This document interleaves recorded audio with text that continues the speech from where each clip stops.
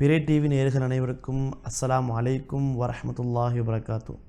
அல்ஹம்துலில்லாஹ் வஸ்ஸலாத்து வஸ்ஸலாமு அலா மன் லா நபிய்ய பஅதா வ அலா ஆலிஹி வ ஸஹ்பிஹி வ மன் தபிஅஹும் பி இஹ்சான் இலா யௌமித்தீன். அம்மா பஅத். ஃபகத் கால அல்லாஹு தஆலா ஃபில் குர்ஆனில் கரீம் வ ஃபில் ஃபுர்கானில் மஜீத் பஅத அஊது பில்லாஹி மினஷ் ஷைத்தானிர் ரஜீம். பிஸ்மில்லாஹிர் ரஹ்மானிர் ரஹீம். இன்னல்லதீன காலூ ரப்புனல்லாஹ் ஸும்ம இஸ்தகாமூ تتنزل عليهم الملائكة ألا تخافوا ولا تحزنوا وأبشروا بالجنة التي كنتم توعدون. صدق الله العظيم. அன்பான நேர் நெஞ்சங்களே, தாய்மார்களே, சகோதர சகோதரிகளே, இஸ்லாத்தின் காணிக்கையான சலாம் உங்கள் அனைவருக்கும் உண்டாகட்டும். அஸ்ஸலாமு அலைக்கும் வரஹ்மத்துல்லாஹி வபரகாத்து. ஆம் நேர்களே, உலகத்தை அல்லாஹ் சுப்ஹானஹு வ தஆலா முழு உலகத்தையும் படைத்து, உலகத்தில் இருக்கக்கூடிய அனைத்து வஸ்துக்களையும் படைத்து, பொருட்கள் அனைத்தையும் படைத்து, வானத்தை படைத்து, பூமியை படைத்து, இப்படி காற்று, மலை, மேகம் என்று எல்லாவற்றையும் அல்லாஹ் படைத்து விட்டு அவனுடைய கௌரவத்தையும் அவனுடைய கண்ணியத்தையும் பற்றி குர்ஆனில் மிக தெளிவாக பேசுகிறான். படைத்தவன் சொல்லுகிறான், குல் ஹு அல்லாஹ் வஹத். நபியே நாயகமே, மக்களுக்கு சொல்லுங்க, அல்லாஹ் ஒருவன் என்பதை சொல்லுங்க. அவன் யாரின் பக்கம் தேவையற்றவன், யாரால் பெறவும் யாரை பெறவும் இல்லை, யாராலும் பெறப்படவும் இல்லை, அவனுக்கு நிகராக யாரும் இல்லை என்ற அந்த உண்மையை சொல்லுங்கள் என்று அல்லாஹ் எங்களுடைய குர்ஆனிலே மிக தெளிவாக அவனுடைய வல்லமையை பற்றி பேசிக் கொண்டிருக்கிறான். இன்னும் குர்ஆனை எடுத்து பார்ப்போம் என்றால் அல்லாஹ்வுடைய வல்லமையை பற்றி இன்னும் அடுக்கி கொண்டே போகலாம். அதுதான் குலில்லாஹும்ம மாலிக்கல் முல்க் துத்தில் முல்க மன் தஷா வ தன்ஸிஉல் முல்க மிம்மன் தஷா. நாயகமே சொல்லுங்க, உம்மத்துக்கு ஆணித்தனமாக படித்து கொடுங்க. முழு ஆட்சி அதிகாரமும் அது அல்லாஹ்வுடைய கையில் இருக்குது. நாடியவர்களுக்கு ஆட்சியை கொடுப்பான், நாடியவர்களிடம் ஆட்சியை பறிச்செடுப்பான், நாடியவர்களை கண்ணியப்படுத்துவான், நாடியவர்களை கேவலப்படுத்துவான். இது அல்லாஹ்வுடைய அது முறையாக இருக்குது. எனவே நீங்கள் அதை உம்மத்துக்கு கற்றுக் கொடுங்க என்று குர்ஆனில் மிக தெளிவாக அல்லாஹ் பேசுகின்றான். அன்பானவர்களே, அல்லாஹ்வின் நல்லடியார்களே, கட்டாயமாக நாம் இந்த உண்மையை, அல்லாஹ்வுடைய வல்லமையை விளங்க வேண்டும். இன்னும் அல்லாஹ் அவருடைய அந்த நியமத்தை பற்றி பேசும் பொழுது கூட மிக தெளிவாக, நான் இந்த உலகத்தில் இருக்கக்கூடிய இந்த கடல்களை எல்லாம் அப்படி மையாக மாற்றி, அதாவது இந்த உலகத்தில் இருக்கக்கூடிய மரங்கள் எல்லாம் பேனையாக மாற்றி எனது அருட்கொடையை நீங்கள் எழுதுவீர்கள் என்றாலும் உங்களால் அது முடியாது என்று குர்ஆனிலே மிக ஆணித்தனமாக அவனுடைய அந்த வல்லமையை பற்றி பேசிக் கொண்டிருக்கிறான். இன்னும் அல்லாஹ் அவனுடைய வல்லமையை சொல்லும் பொழுது அவன் மிக தெளிவாக சொல்லுகிறான், குல் அரஐத்தும் இன் ஜஅலல்லாஹு அலைக்குமுல் லைல சர்மதன் இலா யௌமில் கியாமா மன் இலாஹுன் கைருல்லாஹ் யஅதீக்கும் பித்தியா. இந்த உலகத்தில் அல்லாஹ் இருளாக வச்சிட்டா, இருள், அதாவது காலையுடைய நேரம் வருது, காலை 7 மணி ஆகுது, 10 மணி ஆகுது, 12 மணி ஆகுது, சூரிய அஸ்தமனத்துடைய நேரம் வருது, ஆனால் சூரியன் உதிக்கல்ல. அப்படி சூரியன் உதிக்காமல் இருந்தாலும் யாரால, எந்த இலாவால் யாரால முடியும் அந்த சூரியனை கொண்டு வர என்று குர்ஆன்ல அல்லாஹ் மிக தெளிவாக கேட்கிறான். அன்பானவர்களே, அல்லாஹ்வின் நல்லடியார்களே, அடுத்த வசனத்தில் கேட்கிறான், குல் அரஐத்தும் இன் ஜஅலல்லாஹு அலைக்கும் நார சர்மதன் இலா யௌமில் கியாமா மன் இலாஹுன் கைருல்லாஹ் யஅதீக்கும் பிலைலின் தஸ்குனூன ஃபீ. உங்களுக்கு இந்த உலகத்தில் பகலாக வச்சுட்டா, இரவுடைய நேரம் வருது. பொதுவாக குர்ஆன் அல்லாஹ் சொல்றான், அலம் நஜ்அலில் அர்த மிஹாதா, அலம் நஜ்அலில் அர்த மிஹாதா வல் ஜிபால அவுதாதா என்ற ஆயத்தில் அல்லாஹ் சொல்றான், அலம் நஜ்அலில் லைல, அதாவது நான் உங்களுக்கு இரவை நீங்கள் சந்தோஷப்படுவதற்காக வேண்டியும், அதைப்போல் பகலை உங்களுடைய வாழ்வாதாரத்துக்காக வேண்டியும் நான் ஆக்கி தந்திருக்கின்றேன் என்று குர்ஆனில் மிக தெளிவாக இந்த வசனத்துடைய தொடர் வசனத்தில் அல்லாஹ் தெளிவாக சொல்லுகிறான். அப்படியான இந்த இரவும் பகலும் அல்லாஹ் சொல்றான், பகலாக வச்சுட்டா எந்த இலாவால முடியும், எந்த ரப்பால முடியும் அந்த இரவை கொண்டு வர முடியும் என்று அல்லாஹ் சவால் விட்டு குர்ஆனிலே அவனுடைய வல்லமையை பேசிக் கொண்டிருக்கிறான். என்ன சொல்ல வாரண்டா, இப்படியான அல்லாஹ், அவன் படைத்த உலகம், அவன் பரிபாலித்த நாங்கள் எல்லாம் அவன் செய்தது, எல்லாம் அவன்ட ஆட்சி, எல்லாம் அவன்ட ஆற்றல். நாம் பொதுவாக உலக அடிப்படையில் நாம் ஒரு வஸ்துவை கண்டுபிடித்தால், நாம் ஒரு சாதனையை கண்டுபிடித்தால், அந்த சந்தர்ப்பத்திலே நாம் பெருமையோடு சொல்லுவது, இது எனது அறிவினால், எனது ஆற்றலினால், எனது திறமையால் நான் இதை கண்டுபிடித்தேன், இதை பயன்படுத்துங்கள் என்று அதை நாங்கள் மக்களுக்கு அறிமுகப்படுத்தி அதில் மக்களை ஆழ்த்துவதில்தான் எமது நேரமும் காலமும் எமது அந்த சிந்தனையும் அகர்ந்து கொண்டிருக்கின்றது. ஆனால் அல்லாஹ் சுப்ஹானஹு வ தஆலா இந்த உலகத்தை படைச்சிட்டு ஒரு வசனத்தில் அல்லாஹ் சொல்கிறான், வமல் ஹயாத்து துன்யா இல்லா மதா உல் குரூர். இந்த உலகத்துடைய வாழ்க்கை இருக்குதானே, இது நான் படைச்ச உலகம்தான், நான் படைச்ச பூமிதான், நான் படைச்ச வானம்தான். இருந்தாலும் நான் படைச்ச அனைத்துமே நான் படைச்சது தான்.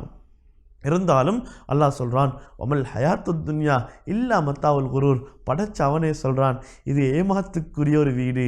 இந்த துன்யாவுடைய வாழ்க்கை இருக்குது, இது ஏமாற்றத்திற்குரிய ஒரு வீடு, மனிதர்களுடைய அப்படியே மறக்கடிக்க செய்யக்கூடிய வீடு என்று குர்ஆனிலே மிக தெளிவாக அவனுடைய வல்லமையை பற்றி, அதாவது இந்த அவனுடைய வல்லமையை பேசிவிட்டு அதே குர்ஆனில் அந்த துன்யாவுடைய அற்பத்தை பற்றி பேசுகிறான். அன்பானவர்களே, அல்லாஹ்வின் நல்லடியார்களே, இந்த மதா என்ற வார்த்தைக்கு தானே வமல் ஹயாத்து துன்யா இல்லா மதா உல் குரூர். இந்த மதா என்ற வார்த்தைக்கு ஒரு முக்கியமான ஒரு பேர் அறிஞருக்கு அதனுடைய ஆழமான அர்த்தம் தெரியல. ஒரு நாள் என்ன செய்கிறாரு, இதனுடைய அர்த்தத்தை தேடுறாரு, கிடைக்கல. ஒரு ஊர் பக்கம் ஏதோ ஒரு பயணத்துக்காக வேண்டி போகிறாரு. ஒரு சிறிய புள்ள தனது தாய்கிட்ட சொல்லுது, யா உம்மி ஜரல் கல்பில் மதா, தாயே நாய் மத்தாவை தூக்கி சென்று விட்டது என்று அந்த சிறிய குழந்தை தனது தாயிடத்தில் சொல்லுது. அப்போ பார்த்தாரு, இந்த பேரறிஞர் பார்த்தாரு, யார், நான் மத்தாவுக்கு அர்த்தம் தேடிக்கொண்டிருக்கிறேன், இந்த ஊரில் ஏதோ ஒரு பொருளுக்கு மத்தா என்று பயன்படுத்தப்படுது, அது பொருள் என்னான்னு பார்க்க போகிறாரு. பார்க்கும் பொழுது அந்த ஊரில் மத்தா என்றா எதுக்கு பயன்படுத்துவாங்க என்றா எங்களுக்கு தெரியும். நாம் சமையல் அறையிலே நாம் சமைத்த பின்னால் ஒரு சில புடவைகளை வைத்து அந்த புடவையினால்தான் அந்த சட்டிகளை, அந்த பானைகளை அப்படியே தூக்கி எடுப்போம், சூடு எங்களுடைய கையில் படாமல் இருப்பதற்காக வேண்டி. அப்படி நாம் தூக்கி எடுக்கும் பொழுது நாம் சமைத்த அந்த உணவு என்பது, உணவுடைய வாசம் என்பது அந்த புடவை அப்படியே எடுத்துக்கொள்ளும். அந்த புடவையிலே அந்த உணவுடைய அந்த உணவு படும் பொழுது அந்த உணவுடைய வாசம் அந்த புடவையோடு அது அப்படியே பிணைகின்றது. அன்பானவர்களே, அல்லாஹ்வின் நல்லடியார்களே, அதே போல அந்த புடவைக்கு தான் மதா என்பதாக அந்த ஊரிலே பயன்படுத்தப்படும். பெருமக்கள் சொல்கிறாங்க, இந்த இடத்துல அல்லாஹ் மதா என்ற வார்த்தையை சொன்ன காரணம் என்ன தெரியுமா? அந்த நாய் இருக்குதே, அந்த புடவையை தூக்கி நினைக்குதாம், இதுதான் அந்த சாப்பாடு என்று நினச்சி அந்த புடவையை அப்படி எடுத்துக்கொண்டு ஓடுதாம். அதே மாதிரி தான் அல்லாஹ் இந்த உலகத்தில் சொர்க்கத்துடைய இன்பங்களை அங்காங்கு கொஞ்சம் கொஞ்சமாக காட்டிருக்கிறான். நாங்கள் நினைக்கிறோம் இதுதான் வாழ்க்கை, இதுதான் எல்லாம், இதுதான் நிரந்தரம், இதுக்கடுத்த ஒன்று இல்லைண்டு நாமும் அந்த துன்யாவிற்கு பின்னால் அந்த மிருகம் போகிறத போல போய் கொண்டிருக்கிறோம் என்பதை யாராலும் மறுக்க முடியாத ஒரு விடயமாக இருக்குது. எனவே அன்பானவர்களே, அல்லாஹ்வின் நல்லடியார்களே, இந்த உலகம் என்பது அப்படியான மத்தா. அல்லாஹ் தான் சொல்கிறான் குர்ஆனிலே, வமல் ஹயாத்து துன்யா இல்லா மதா உல் குரூர். இது ஏமாற்றக்கூடிய ஒரு வீடு, இது ஏமாற்றக்கூடிய இடம், இது மனிதர்களுடைய மூளையை மங்க வைக்கக்கூடியது, மனிதனை மனிதனாக அது வாழ வைக்காது என்று குர்ஆனிலே அல்லாஹ் மிக தெளிவாக இந்த துன்யாவை பற்றி பேசுகிறான். அன்பானவர்களே, அல்லாஹ்வின் நல்லடியார்களே, இன்னும் குர்ஆனில் துன்யாவை பற்றி அல்லாஹ் பேசும் பொழுது சொல்லுகின்றான், ஸுய்யின லின்னாஸ் ஹுப்பு ஷஹவாத் என்ற அந்த வசனத்துடைய தொடரில் துன்யாவுடைய அலங்காரத்தை பற்றி அல்லாஹ் குர்ஆனில் பேசும் பொழுது சொல்லுகிறான், ஸுய்யின என்பதை உலமாக்கள் அணையை கேட்டு பார்த்தா தெரியும், அது ஒரு மஜ்ஹூலான அறியப்படாத வார்த்தை. அதாவது அது அஸ்லியத் இல்லாத ஒரு மேல்மிச்சமான ஒரு வார்த்தை. அது மஜ்ஹூல் என்று அரபில் பயன்படுத்தப்படும். அதாவது மஜ்ஹூல் என்றா, அதாவது அதனுடைய ஆழமான விளக்கம் என்னென்றா, எங்களுக்கு தெரியும் இந்த துன்யா என்பது அடிப்படையில் அழகானதல்ல. அல்லாஹ் ஸுய்யின, அது மக்களுடைய கண்ணுக்கு அலங்கரித்து காட்டிருக்கிறான், மனிதர்கள் நினைக்கிறாங்க இதுதான் வாழ்க்கை, இதுதான் நிரந்தரம், இதுதான் துன்யா, இதுதான் எல்லாம் என்று மனிதர்கள் அந்த துன்யாவுக்கு பின்னால் அப்படியே அந்த மிருகங்களை போல இதுதான் வாழ்க்கை என்று அப்படியே மார்க்கத்தை மறந்து செல்லக்கூடிய ஒரு காட்சியை நாங்கள் அனைவரும் கண்டு கொண்டிருக்கிறோம். எனவே அன்பானவர்களே, அல்லாஹ்வின் நல்லடியார்களே, தாய்மார்களே, சகோதரிகளே, இந்த உலகம் இருக்கின்றது. இந்த உலகம் என்பது மனிதனுடைய வாழ்க்கையை அப்படியே அது சீர்குலைக்கக்கூடியது. உலகத்துடைய இன்பம், உலகத்துடைய மோகம் எப்பொழுது எங்களுடைய கல்பில் வருகின்றதோ, ஈமானியுடைய ரூஹானியத், அந்த ஈமானுடைய உணர்வு, அந்த ஈமானிய இன்பம் என்பது எமது உள்ளங்களிலிருந்து பறிக்கப்படும் என்பதை எங்களுடைய பெருமானார் ஸல்லல்லாஹு அலைஹி வஸல்லம் அவர்கள் மிக தெளிவாக நமக்கு சொல்லி தந்திருக்கிறார்கள். எங்களுக்கு தெரியும், இன்றைய அடிப்படையில் மனிதனுடைய வாழ்க்கை என்பது இந்த உலகத்தை அடையணும், இந்த உலகத்துக்கு பின்னால் போகணும் என்று இந்த உலகத்தை தேடிக்கொண்டே போகிறாங்க. அன்பானவர்களே, அல்லாஹ்வின் நல்லடியார்களே, எவ்வளவு பெரிய உலகமாக இருந்தாலும் இந்த உலகத்துடைய வாழ்க்கை ஹதீஸுடைய கருத்துப்படி ஒரு மனிதன் பிரயாணம் செய்கிறாரு, அவருக்கு பிரயாணத்துடைய அந்த அந்த அந்த அந்த மாச்சலினால், அந்த அந்த களைப்பால் ஒரு மரத்துக்கு கீழாலே அவர் ஓய்வு பெறுகிறார். ஓய்வு பெறக்கூடிய காலம் எப்படி இருக்குமோ, அவர் தூர நோக்கி செல்ல வேண்டியிருக்க பிரயாணம் இருக்கின்றது. எனவே அந்த பிரயாணத்தை அடைவதற்காக வேண்டி ஒரு சில ஓய்வுக்காக வேண்டிதான் உலகம் தரப்பட்டதை போல எங்களுடைய தேவைக்கு தான் உலகமாக இருக்கிறது. உலகம்தான் நமது தேவை அல்ல, நமது தேவைக்கு தான் உலகமாக இருக்கின்றது. எனவே இந்த உலகத்துடைய வாழ்க்கையை நாம் இது அற்பகால வாழ்க்கை, இது சொற்பகால வாழ்க்கை, இது அழிந்து போகக்கூடிய வாழ்க்கை என்பதை எமது உள்ளத்திலே ஆழமாக பதித்துதான் நாம் அனைவர்களும் இந்த உலகத்திலே வாழ வேண்டும். அன்பானவர்களே, அல்லாஹ்வின் நல்லடியார்களே, தாய்மார்களே, எங்களுடைய பெருமக்கள் சொல்லுவார்கள், இந்த உலகம் என்பது மனிதனுடைய அப்படியே அவனுடைய எல்லா நிலைமைகளை குலைத்து அவனை மனித மிருகமாக மாற்றக்கூடிய அளவுக்கு துன்யாவுடைய மோகம் என்பது மனிதர்களை இன்று மாற்றிக்கொண்டிருக்கின்றது. இன்று நாம் பார்க்கின்றோம், துன்யாவுடைய மோகத்தினால், சொத்து செல்வத்துடைய ஆசையினால் குடும்பங்களிலே பலவிதமான பிரச்சனைகள், மார்க்கத்துக்கு முரணான பலவிதமான விடயங்கள், சொத்துக்காக வேண்டிய கொலைகள், பணத்துக்காக வேண்டிய கொலைகளாக இன்று உலகத்திலே சர்வ சாதாரணமாக நடந்து கொண்டிருக்கிறது.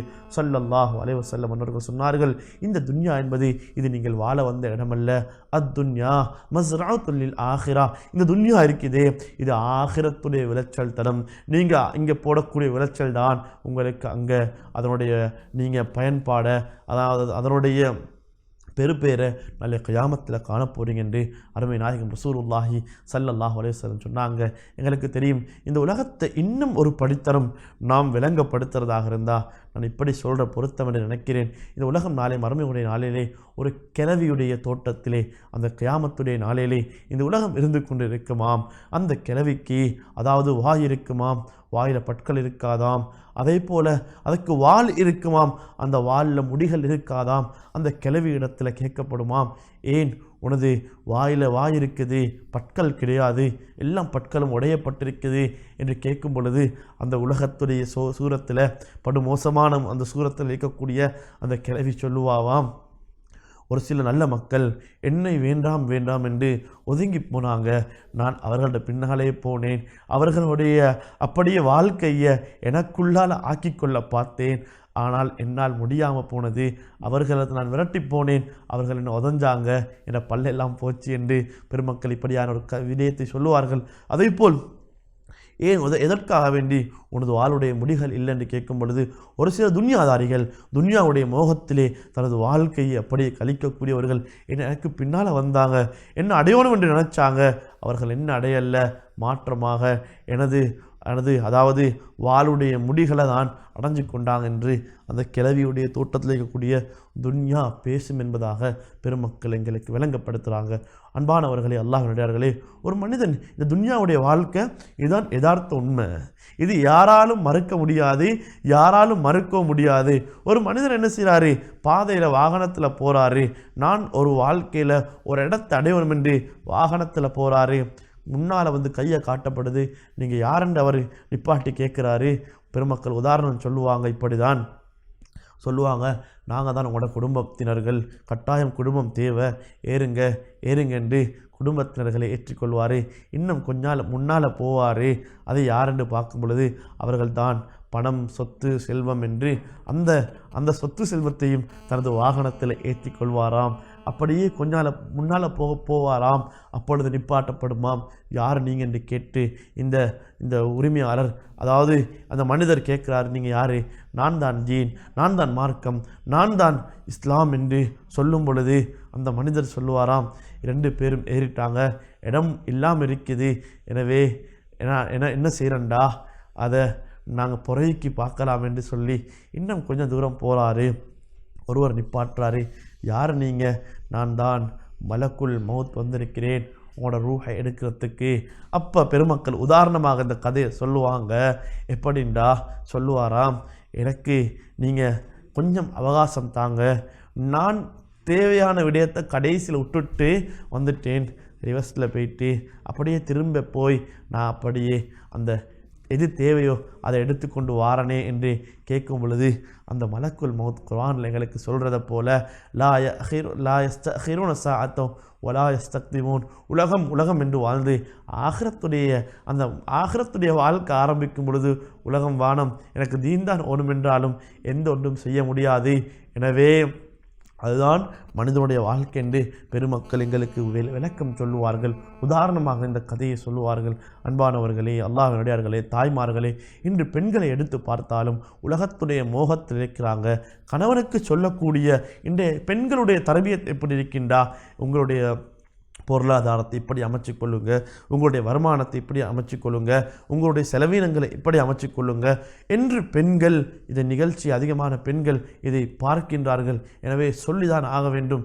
எங்களுடைய அதாவது பெண்கள் இன்று இப்படிதான் வழிகாட்டல்கள் கணவனுக்கு செய்கிறார்களே தவிர அவர்கள் தீனை முன்வைத்து, மார்க்கத்தை முன்வைத்து, உலகத்துடைய அற்பத்தை முன்வைத்து இன்று பெண்கள் அந்த கணவர்களை வழிநடத்துவதில் மிச்சம் பின்தங்கியவர்களாக இருக்கிறார்கள். இன்னும் அநேகமான ஆண்கள் ஹராத்திலே துன்யாவை அடைவதற்காக வேண்டி ஹராத்திலே ஈடுபடுகிறார்கள், ஹராமான வியாபாரத்தில் செல்கிறார்கள். அப்படியே சென்று அந்த ஹராமான வியாபாரம் என்பது வாழ்க்கைக்கே முற்றுப்புள்ளியாக அப்படியே அவர்கள் சிறைக்கு நுழைகிறார்கள். அவரிடத்திலே கேட்கும் பொழுது, ஏன் இப்படியான ஹராமான வியாபாரங்கள் செய்கிறீங்க?